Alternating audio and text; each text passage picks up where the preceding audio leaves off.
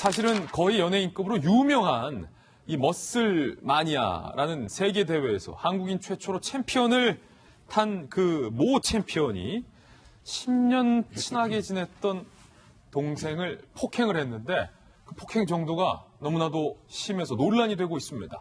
폭행 사진과 전말을 함께 보시죠.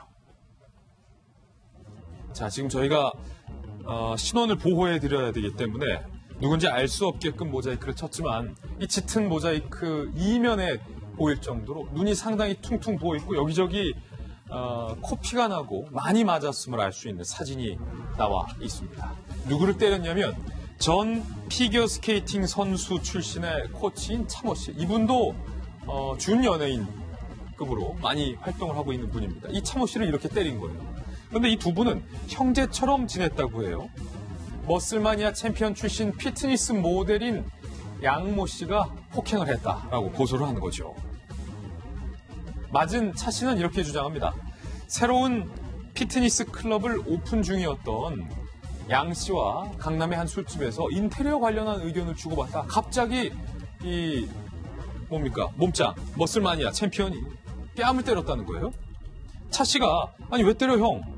아니 더 때려 라고 하니까 이에 격분한 양 씨가 폭행을 시작했고 분이 안 풀리자 술집 밖으로 나오라고 해서 추가적으로 폭행을 하고 발로 차기고 그냥 그 현장을 떠났다는 거예요. 이후 지나가는 행인에게 쓰러진 차 씨가 구조가 됐다라고 차 씨는 주장을 하고 있고 얼마나 부상을 당했는고 차 씨의 주장대로라면 왼쪽 안와벽 골절 그리고 비골 골절 그러니까 눈뼈와 코뼈가 부러졌다라는 얘기겠죠. 전치 6주 진단이 나왔습니다. 현재 차 씨를 고소한 상황인데요.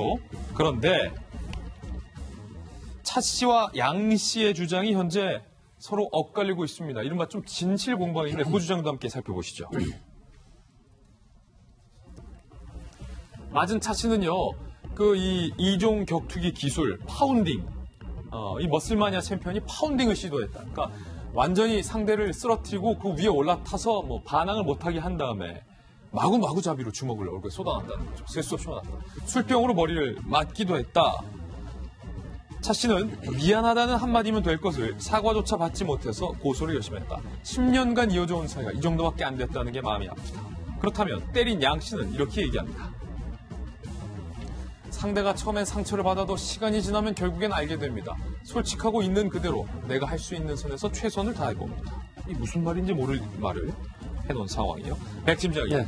두 사람이 10년간 의형제로 불렸다면서요. 그렇습니다. 머슬마니아 그러면 굉장히 지금 인기가 있었고 팔로워들이 한 13만 명 정도 되는 걸로 SNS상에서는 상당한 팔로워를 거느리고 인기가 있는 사람 또 방송 매체 예능 프로에도 자주 출연했던 사람인데 연예인급이네요. 예, 사실 피겨스케이팅 지금 현재 코치인 전 피겨스케이팅 선수 차모 씨도 역시 상당한 예능 감각을 발휘한 사람인데 저는 객관적인 수사 경험칙상을 말씀드리면 일단은 원인이 어찌 됐든 간에 결과가 뭐예요? 지금 인스타그램에 올라오는 사진을 제가 보니까 그 안아벽 골절이라는 게 바로 이제 눈 주위 뼈가 골절된 겁니다. 비골 골절, 코뼈가 부러져 버렸다는 건데 머슬마니아 한국인 세계 최초 챔피언 했던 사람이 몸은 진짜 좋네요. 사실은 마운트 포지션이라는 게 뭐예요? 우리 이종 격투기 UFC에서 보면 배 위에 안전히 올라타 가지고 그다음에 누워있는 상대방의 얼굴을 무차별적으로 공격하는 파운딩을 꽂았다는 거거든요. 지금 저 주먹에 맞으면 한 대만 맞아도 아플 거예요. 그렇다고 하면 지금 얼굴에 상처 같은 걸 보면 굉장히 많은 폭행을 당했다라는 증거가 여실히 드러나요. 그렇군요. 그럼 이제 나이가 20대 이제 28세 정도 되고 선배라는 머슬마니아 세계 챔피언 선수는 한 3살 정도 차이 나는 30대 초반인데 아무리 화가 난다고 하더라도 이런 어떤 그 신체에서 힘을 내가지고 폭력을 행사한다고 하는 부분은 6주의 진단도 더 나올 가능성이 있거든요. 근데 지금 이분들의 보면 서로 그 사고가 일어날 수밖에 없었던 상황이 있었어요. 예. 왜 그러냐? 앞에 이제 모니터상에 나오긴 했지만 이 시간이 확인해 보니까 5시가 다 된 시간이더라고요.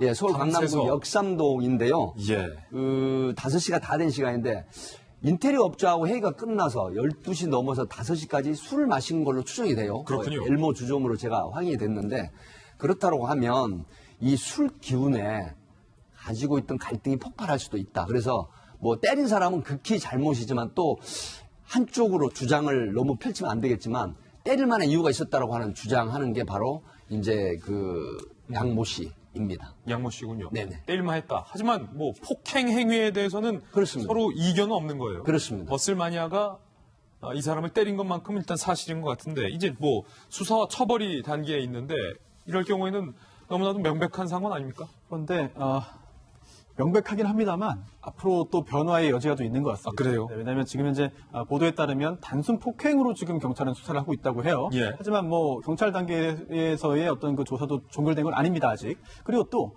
지금 전치 6주 진단이 나왔다고 하거든요. 예. 그런데 그뿐만 아니라 이제 그 안구 쪽의 어떤 부상이 밝혀지고 또 확인되면은 추가적으로 이제 진단 주수가 또 늘어날 수도 있어요. 네. 그렇다면 저 행위로 인해서 입은 피해가 더 커진다는 얘기가 됩니다. 예. 그리고 또 하나 중요한 게 이게 과연 폭행이냐 상해냐가 중요해요. 애초에 폭행의 고의로 때렸으면은 폭행죄가 되는 겁니다. 그리고 또 상해는 건강의 훼손이에요. 그래서 건강을 훼손시킬 고의로 저런 가격 행위를 했다면 이제 상해죄가 됩니다. 그 부분에 있어서 경찰이 잘 판단을 해야 될 것 같아요. 예. 그런데 상대적으로 낮은 정도의 폭행이냐 아니면 보다 중한 상해냐 이걸 가지고 어떤 고의가 있는지를 판단함에 있어서 여러 가지 판단 요소들이 있거든요. 그런데 그 중에 하나가 어느 부위를 어떠한 방법으로 예. 어느 정도 빈도로 어느 정도 횟수로 가격했느냐 등을 봐야 돼요. 그래서 단순 폭행이 아닌 상해 고의가 인정될 가능성도 일부 있다. 수사를 해야 된다라고 하는 것이고요. 또 하나 좀 전에 술병 얘기가 나왔습니다. 예. 근데 이 부분 만약에 정말 술병을 가지고 때렸다면 예. 이거 얘기가 완전히 달라집니다. 완전히 달라진다. 왜냐하면 이 술병이 판례상 위험한 물건으로 인정이 돼요. 이럴 경우에는 단순한 게 아니라 이게 특수가 됩니다. 특수.